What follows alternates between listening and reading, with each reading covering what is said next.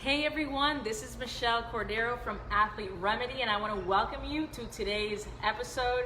Thanks so much for watching. Now, if you've been watching lately, the past episodes, I've just been sharing with you a little bit behind the scenes of what it's like in the day of an athletic trainer. I gave you a tour of the training room and the office where I take care of all the athletes. I showed you a little bit of practice. I've shown you some of the supplies and things that I like to use with my athletes for getting rid of muscle soreness and things like that. If you haven't checked them out already, just go ahead and check back to the past episodes and take a look. Let me know what you think.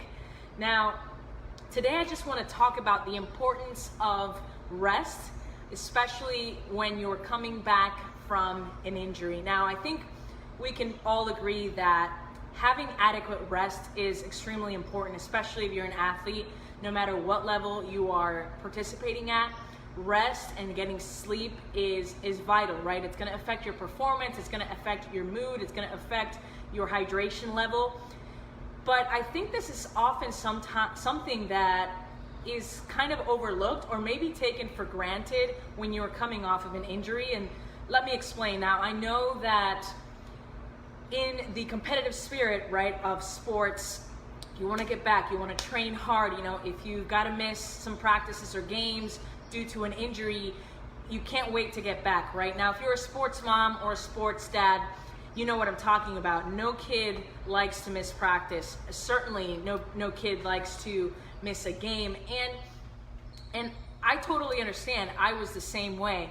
And I think it's important to kind of keep track of that mentality, because while I do think it's important to train hard and do your best and really be tough, I think we can sometimes get a little carried away with that, and we might be coming back from injury too soon, and that's where I come in. So I definitely have had different times in my career where I've dealt with different athletes and different injuries where, let's say for example that it's an ankle sprain, and it might not be a serious one, but nonetheless an ankle sprain, right? We've got some swelling, we've got some pain, we've got some discomfort, and so that athlete is going to miss some time. Maybe they only miss a week, right?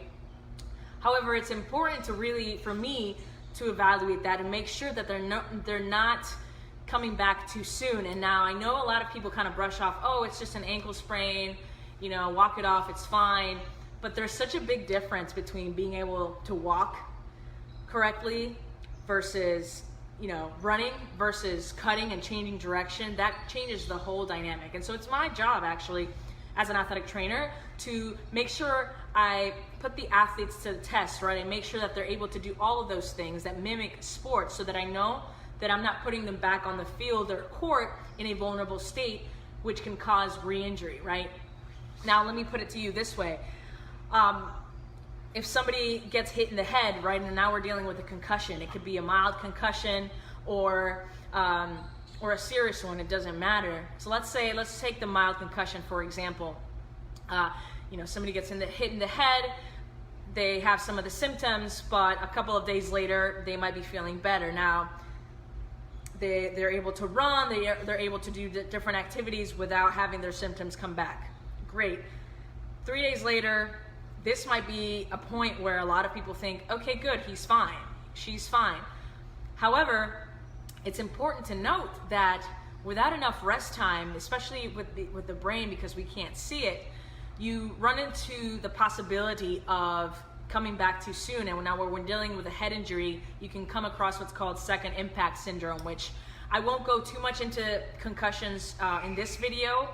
I definitely will in the future and talk exclusively about that, but that means that getting hit again a second time will now put you at an even greater risk of a concussion or even a more serious injury, more long-term. And so it's important to get adequate rest, right? So whether you're recovering from an ankle sprain, back pain, sickness, a concussion, you name it, it is extremely important to make sure that you are having that enough rest time and recovery, because there are different instances where there's different pressures, right? Maybe there's a big game coming up, a championship game coming up, and some things are case by case basis, but what I want to just drive home is that let's put things into perspective, right? Now, if you're a sports parent listening, for example, somebody in a group I'm in asked a question because they had their son was a football player and had an injury in their knee, and they really needed him, and they had a big game coming up, and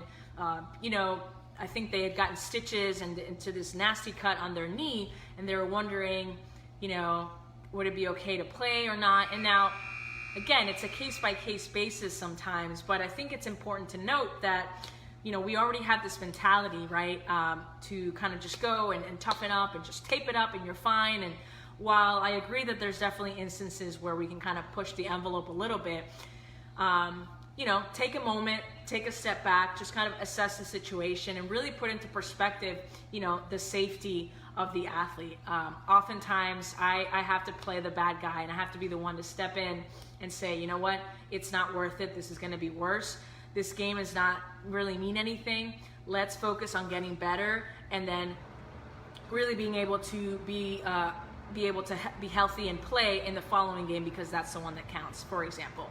So anyway, like I said earlier, not getting enough rest or sleep affects the mood, affects nutrition and hydration, really big parts, and it's going to affect performance. You're not going to be feeling your best, and you're definitely putting yourself at risk of re-injury and then being out even longer. So I always like to err on the side of caution and put things into perspective as far as, what is the situation? Is this, is a championship game coming up?